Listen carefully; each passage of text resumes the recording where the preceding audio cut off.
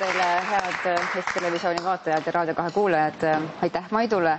Mõnusat õhtu nautimist teile. Minu tänane esimene külaline on naine, kes töötas Eesti Televisioonis juba siis, kui väga paljud meie vaatajatest kõigutasid ennast pulkvoodis. Tere tulemast, Reet Linna. Tere õhtust kõigile. No Reet, räägi nendest aegadest, kui sinust kui taustalauljast toona Eesti Televisioonis sai ühel heal päeval teletöötaja ja nendest momentidest, mis sinuni jõudsid kui muusikatoimetaja inimene, kes oli esimeste Eesti telesaadete juures, muusika telesaadete juures. Nojah, et ma pean sind kurvastama natuke sellega, et tegelikult olid siis ajad sellised, et muusika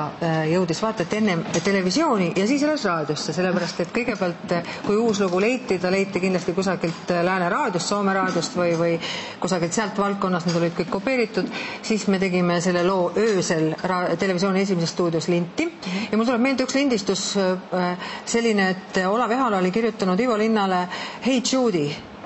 Beatlesite loo, eestikeelsena, Hey Liis. Ja Ehala teadagi oli kirjutanud sellise seade, mina olin alt siis selles kolmikus, kes seal triot taga päkki laulis, nii keerulise, et ma ei saanud sellega saba maha, siis Eigo Mirka laulis mulle kõrva, ridu oli 2 ainult. Eigo Mirka laulis kõrva ja siis mina laulsin mikrofoni edasi ja me saime sellega lõpuks hakkama. Ja siis samal ajal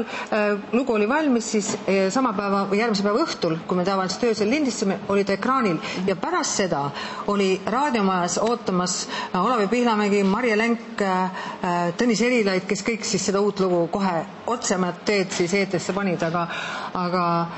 kui nüüd rääkida nendest mälestustest või hetkedest, ütleme, siis sellisel juhul kindlasti ei jäänud sõnad meelde, siis oli stuudios, siis ma olin juba tööl seal, siis oli kindlasti pikk tapeediriba või siis tuli lausa karjuda sõnu ette esimese ridu, ütleme Jaak Joalale seal, et tal tuleks meelde need järgmised, nii et tegelikult see oli üsna niisugune ekstreemne ja kiire tegemine, aga väga tore. No esimesed muusikasaated, meelelahutussaated ja nende saatejuhid olid legendaarsed Enn Eesmaa ja Mati Tallik kahtlemata, eks ole. Mida sa mäletad esimestest levimuusika telesaadetest? No tegelikult need mälestused on kõik väga helged, väga toredad, sellepärast, et meid oli hästi vähe,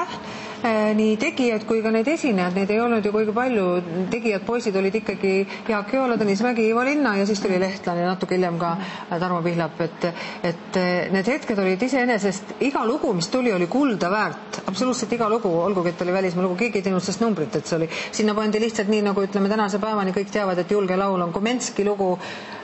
Poola autor välja mõeldud, mina isegi ei oska öelda, kes ta tegelikult on, aga kindlasti oli ta Lääne autor, nii et selles mõttes oli see tegemine oli lustakas ja niisugune väga üksmeelne, niisugune lahe. Aitäh sulle, Reet, ja me oleme tänase